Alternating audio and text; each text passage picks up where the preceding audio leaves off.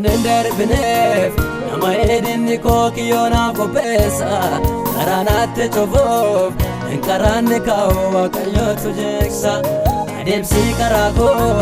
namni deekfameetu deemsaaraan deema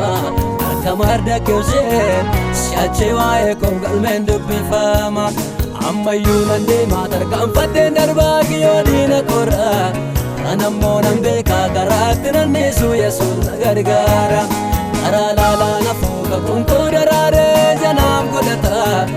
naaf yaadanneessu gooftaan akeeka isaa dafee naaf raawwata.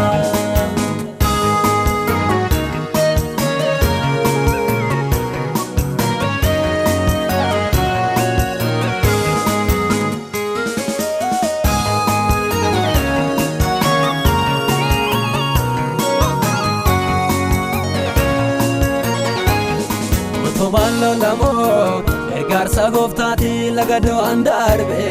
yaada diina kootee waaqayyo todeego ija koo nan arge boolla naaf qotame sana nyaachuuf ture du'aatti hambiseera Ebenezer gooftaan barruusaa na baate asiin na ga'eera ammayyuu nan deema tarkaanfadheen darbaa kiyyoo diina korra kan ammoo nan beekaa karaatti nannisu yesuus na gargaara karaa laalaa na fuuka kunkoo daraaree janaaf godhata naaf yaadanneessu gooftaan akeeka isaa dafee naaf raawwata.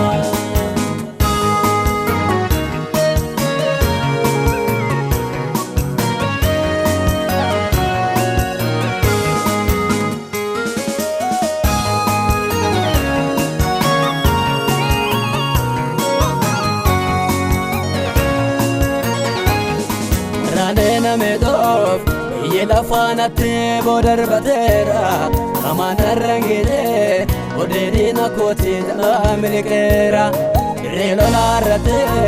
eenyuyyuu sammuu gooftaan lola beeka akkaalee yaasisoo gaafa dadhabbeetti warra kan isaan eega ammayyuu nan deema tarkaanfadheen darbaa kiyyoo diina korra kan ammoo nan beekaa karaatti nannisu yesuus na gargaara karaa laalaa na fuuka kunkoo daraaree janaaf godhata kan naaf yaadanneessu gooftaan akeeka isaa dafee naaf raawwata.